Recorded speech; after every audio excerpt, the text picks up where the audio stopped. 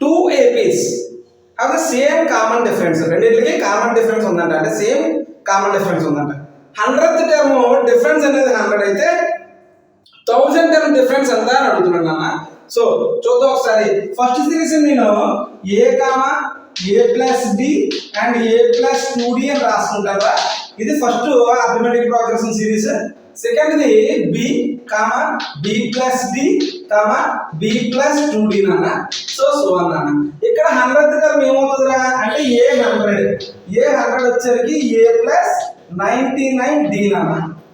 ఇక్కడ ఏమన్నా b ఇక్కడ మనకి 100th టర్మ్ అంటే b100 ఈక్వల్ టు ఈ b ప్లస్ 99d నాన్న. b ప్లస్ 99d నాన్న. సో ఈ రెండింటికి డిఫరెన్స్ ఎంత అంటున్నాడు?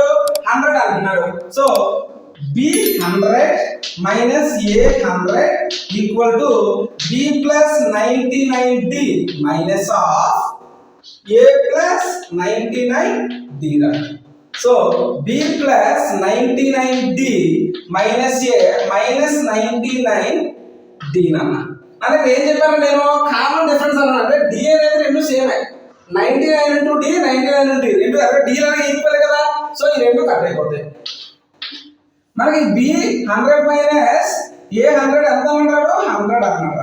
అంటే b మైనస్ a ఈక్వల్ ఎంత వచ్చిందా? మనకి 100 వచ్చింది నాన్న. ఓకేనా? 100 అని ఇచ్చాడు, అది మనం కనుక్కున్నాం. తర్వాత ఏంటి? 1000 టర్మ్స్ అంటున్నాడు. అంటే b1000 minus a1000 equal to b plus 1000 అంటే ఏంటి? 999d minus of a plus 999d నాన్న. So b plus 999d minus a minus 999d నాన్న. అగైన్ ఈ రెండు కట్ అయిపోతే b మైనస్ a వచ్చింది నాన్న. సో ఇక్కడ కూడా మనకు b minus a equal to 100 అయితే ఇక్కడ కూడా b మైనస్ a ఈక్వల్ ఎంత అవుతుందా? 100 అవుతుంది అన్నమాట. ఓకేనా?